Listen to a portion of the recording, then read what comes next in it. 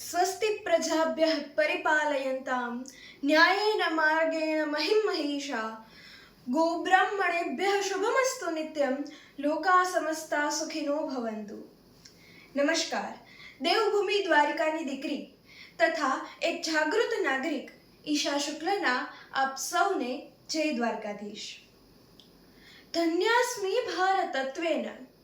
આજે એવો કયો ભારતીય નાગરિક છે કે જેને વિકાસશીલ ભારત રાષ્ટ્રને જોઈને અત્યધિક હર્ષનો અનુભવ ન થતો હોય।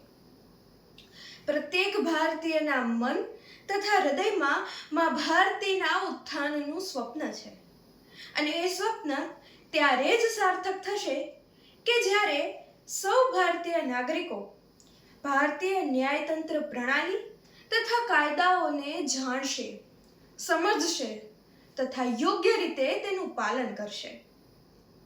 1947માં આઝાદ થયેલ ભારત રાષ્ટ્રને અંગ્રેજી સત્તાધીશો કેટલાક એવા કાયદાઓ આપતા ગયેલા કે જેનો મુખ્ય હેતુ હતો ભારતીયોનું દમન કરવું અને માટે જ વર્ષોના સંશોધન, મંથન અને પરિશ્રમ બાદ 1 જુલાઈ 2024ના દિને આઈપીસી, સીઆરપીસી તથા આઈઈએની બદલે ભારતીય ન્યાય સંહિતા, ભારતીય નાગરિક સુરક્ષા સંહિતા તથા ભારતીય સાક્ષ્ય અધિનિયમ લાગુ કરાયા છે।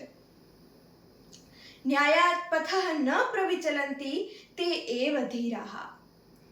મિત્રો, આપણી ન્યાય સંહિતા of the people, by the people and for the પીપલની એ ભાવનાને સશક્ત કરી રહી છે કે જે લોકતંત્રનો મુખ્ય આધાર છે। એક સામાન્ય નાગરિક કે જે કોર્ટ કચેરી, ન્યાય, કાયદા કે પછી પોલીસ તંત્રથી ભય અનુભવતો હતો। ભારતીય ન્યાય સંહિતા સમાજના આ મનોવલણને પરિવર્તિત કરવાનો પ્રયાસ કરી રહી છે કે જેથી સૌ નાગરિકોનો ન્યાયતંત્ર પ્રણાલી તથા પોલીસ તંત્ર પરનો વિશ્વાસ સુદૃઢ બને। આ કાયદાઓમાં ગરીબો તથા પીડિતોને યોગ્ય ન્યાય, પોલીસના કામમાં હસ્તક્ષેપ કરનારની સામે કાર્યવાહીની જોગવાઈ અને મહિલાઓ માટે તો એક આખું ચેપ્ટર ભારતીય ન્યાય સંહિતામાં રાખવામાં આવ્યું છે જેમાં મહિલાઓની સુરક્ષા, તેમના યોગ્ય અધિકારો અને બળાત્કાર જેવા કેસોમાં પહેલી હિયરિંગથી 60 દિવસની અંદર ચાર્જ ફ્રેમ કરવા ફરજિયાત છે।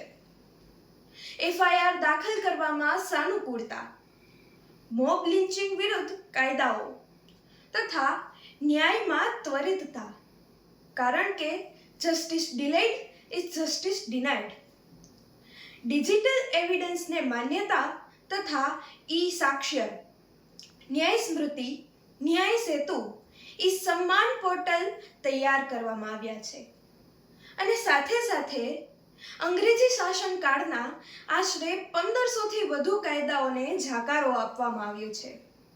માટે જ જો નાગરિકો રહેશે કાયદામાં તો જ રહેશે ફાયદામાં। સમાજના નૈતિક પુનરુત્થાન માટે તથા આઝાદ રાષ્ટ્રની આબાદી માટે આપણે સૌ ભારતીય નાગરિકો ચાલો મળીને સંકલ્પ કરીએ કે ભારતીય ન્યાય સંહિતા તથા બંધારણના નિયમો તથા કાયદાઓનું પાલન કરીશું તથા અન્ય પાસે પણ કરાવીશું। ભારત માતાને પુનઃ વિશ્વગુરુ બનાવીશું।